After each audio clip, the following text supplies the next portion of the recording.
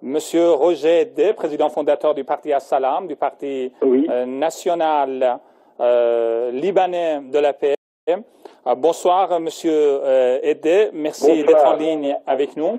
Monsieur Edeh, alors, lors de la réunion du Conseil de sécurité de l'ONU, John Kerry et Sergei Lavrov se sont accusés mutuellement de l'échec de la trêve. Alors, pourquoi la trêve a échoué et qui en est responsable?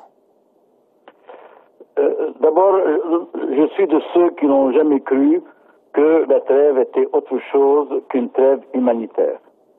Et que les relations excellentes entre M. Kerry et M. Lavrov ne sont pas de la qualité des relations qu'avait Sykes avec Picot quand on a conçu au début du siècle dernier ce qu'on a appelé les accords Sykes-Picot, même s'ils aimeraient jouer ce rôle. Donc il s'agit d'une opération tactique qui est dans le cadre de l'application de la résolution 2254. Donc ils continuent leurs efforts car le gouvernement américain est dans un état de paralysie pour ce qui est des grandes décisions jusqu'à janvier 2017, donc jusqu'à l'arrivée du nouveau président des États-Unis.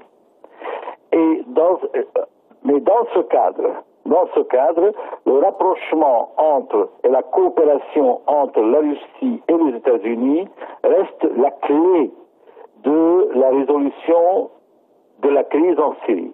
Car il est plus facile que l'Occident traite avec la Syrie que de ne traiter, par exemple, avec l'Iran ou avec le régime syrien.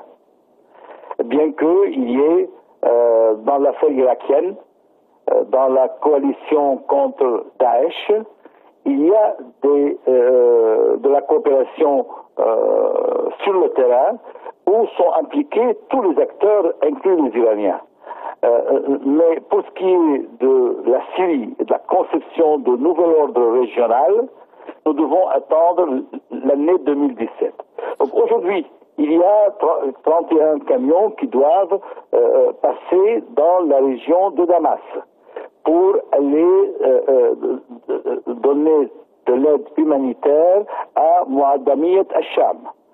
Si une opération comme celle-ci réussit et qu'elle passe sans problème, c'est déjà un pas dans le bon sens, car le peuple syrien souffre non seulement de la guerre, mais également de la privation et de l'exil forcé. Et cet aspect humanitaire est ce qui est le plus intolérable pour la communauté internationale. Merci, Monsieur Edeh. Nous allons revenir à Monsieur Roger Edeh. Alors, vous avez évoqué tout à l'heure l'aggravation de la situation humanitaire. Alors, depuis l'entrée en vigueur de la trêve, l'armée syrienne s'est engagée à respecter la trêve, comme l'a souligné hier M. Lavrov. Alors, mais cette pause était unilatérale. Par contre, cette pause demandée par Washington, est-ce qu'elle n'a pas permis aux groupes terroristes, comme disait Mme Midani, de se regrouper, de renforcer leur position, ce qui, bien entendu, n'a pas manqué de contribuer à l'aggravation de la situation humanitaire en Syrie et notamment à Alep? La vérité est que, d'abord, l'accord Lavrov-Kerry était un accord que le ministre de la Défense américain n'a pas accepté. Ashton Carter n'a pas accepté cet accord. Premièrement, il faut se le rappeler. Deuxièmement, je veux bien croire, pour ma part, que les Américains ont pu commettre une erreur, bien qu'il est possible aussi que cette erreur n'ait pas été une véritable erreur sur le terrain quand ils ont frappé par erreur l'armée syrienne.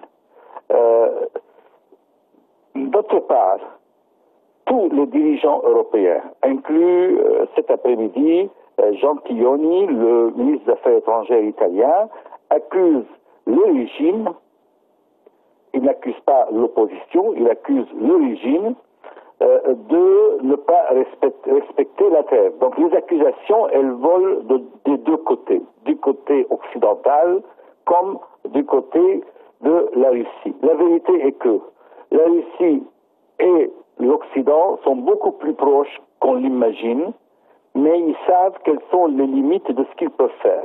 Ni les uns ni les autres n'ont de l'autorité sur leurs clients. C'est-à-dire, pour être plus clair, l'influence iranienne avec le président Assad est plus importante que l'influence russe. L'influence arabe de ceux qui soutiennent l'opposition à Bachar al-Assad est plus grande que l'influence américaine.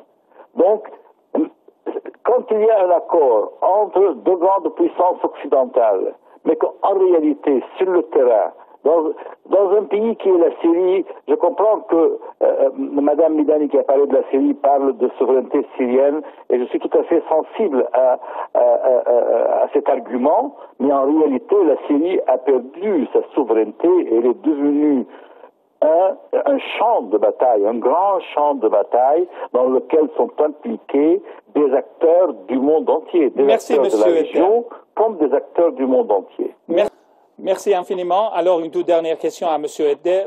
Monsieur Edder, ces derniers jours, certains milieux médiatiques, en effet, en Occident, ont levé un coin du voile sur un plan prémédité du Pentagone en Syrie, notamment dans la région de Deir ez-Zor, bombardée par l'aviation américaine. Et ce plan consiste à maintenir en effet Daesh dans son rôle d'obstacle en effet à une alliance entre l'Irak, la Syrie, mais aussi la République islamique d'Iran. Et son objectif ultime serait, d'après ces milieux médiatiques, de créer en effet, de démembrer la Syrie et de créer même un État à cheval entre l'Irak et la Syrie. Que pensez-vous de ces révélations, M. Edder? Vous savez, depuis le début de la crise syrienne, depuis 2011, l'idée de zones d'exclusion aérienne et l'idée de zones protégées où justement les réfugiés peuvent s'installer est une idée que personne n'a jamais abandonnée, n'est-ce pas? La Turquie avait un problème. Elle avait le problème qu'elle ne contrôlait pas son armée. Après le coup d'État, la Turquie est devenue dans une position de force, puisque Erdogan a été capable de renforcer sa position et de contrôler, de tenir en main son armée. Donc on attend une plus grande intervention sur le terrain de la Turquie dans la région du nord et du nord-est.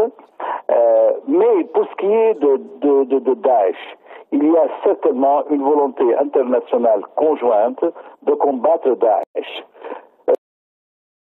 Surtout que aux États-Unis en particulier, et dans les milieux du Congrès et des milieux de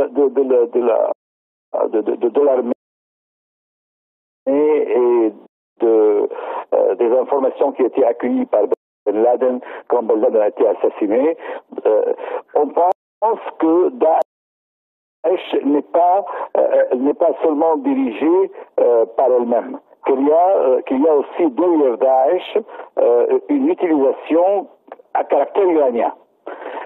Il y a un autre aspect des choses que vous avez mentionné, le président Rouhani, qui est respecté en Occident, qui joue toujours le rôle positif et constructif de la paix et de l'ordre dans la région. D'accord. Mais il y a aussi un fait sur le terrain qui s'appelle Qasem Soleimani et ce qu'il représente. Il y a la question des sanctions qui n'ont pas été levées sur l'Iran. Donc l'Iran est un grand acteur.